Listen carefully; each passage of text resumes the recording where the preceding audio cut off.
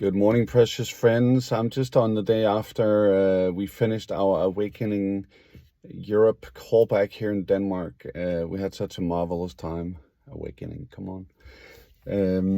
Well, first of all, we in the past month, it's been really hectic setting up everything here for Denmark, and then we took a team. I think we're about 35 people, and of course the Brazilian DTS with us.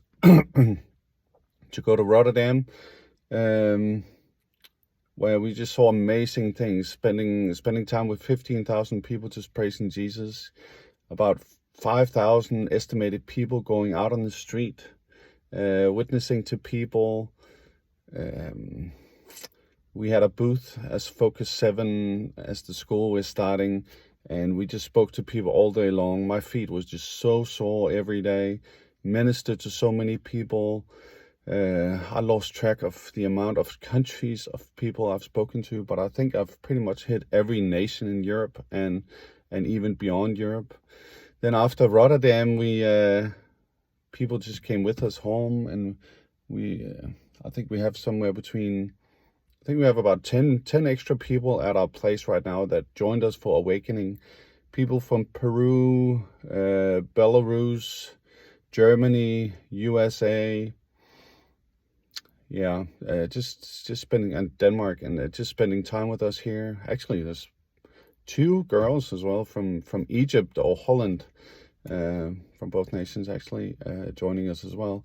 And just coming here to sow into our country. And what a precious time we had in Aarhus. Oh my gosh. It was just such an awesome family coming together. And the family was full of love.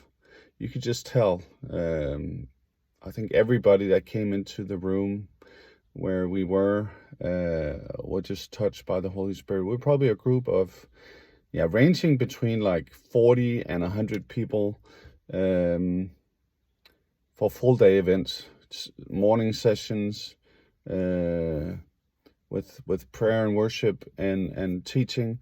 And then in the afternoon, every day we would go out into the streets, and we saw some amazing things on the streets in Denmark.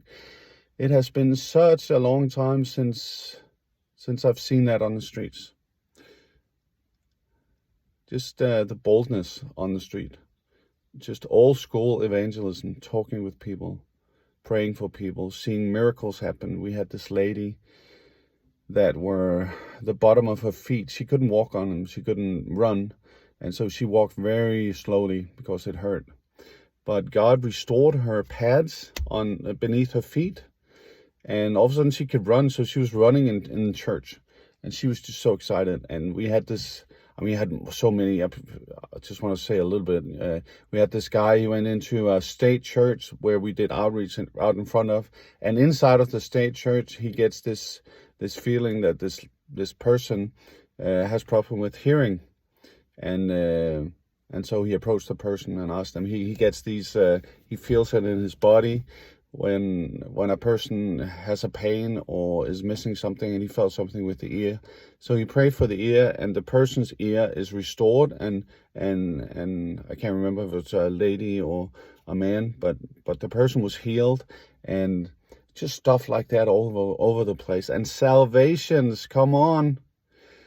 I had a chat with this guy from Egypt. He was working in a supermarket, sitting behind the counter, and I just made connection with him. I was already told that he was a very chattable guy, and so I connected with him as well. And multiple of the Christians that were down there had spoken with him, and so I just made connection with him.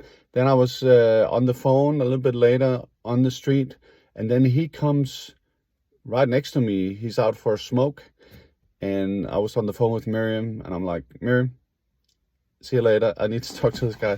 So I get off the phone, talk to this guy. He's originally from Syria. From Syria. What a rough place. But he's born in Denmark apparently. And he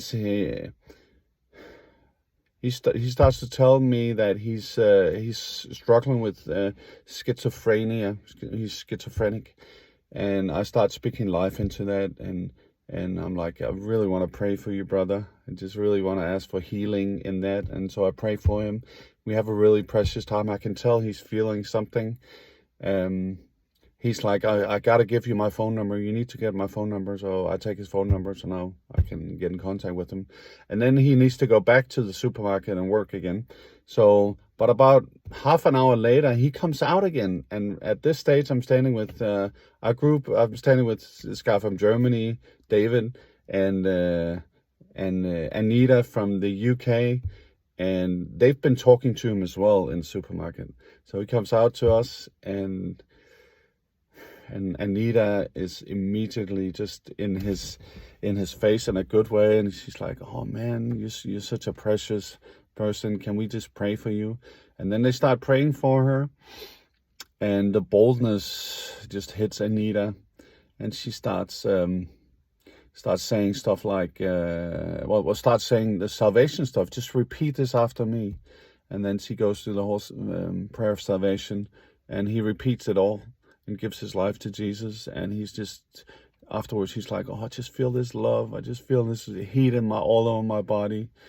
He's just really deeply touched. So I'll be writing. It's just been so intense. I haven't had time to write this guy, but I'll write him today and just tell him that we're here, and if he wants to meet, we can meet. And it's just been so precious. We've probably seen about 20 people get saved. Very unusual here. I mean, churches, they don't see people get saved. They don't see people get saved here. So it's just been so good. So anybody that hears this video and have been part of sowing into Denmark, thank you so much. It's such a privilege. So, and thank you, advisory board and prayer team and people standing with us. We are certainly on the right track, and we are so blessed. Our bodies are so tired. I mean, we are so wasted, but we're so full of the Spirit. So good. God bless you. Send me messages. Let me know how you feel. Let me know what's happening at your end. We'd love to hear from you. God bless.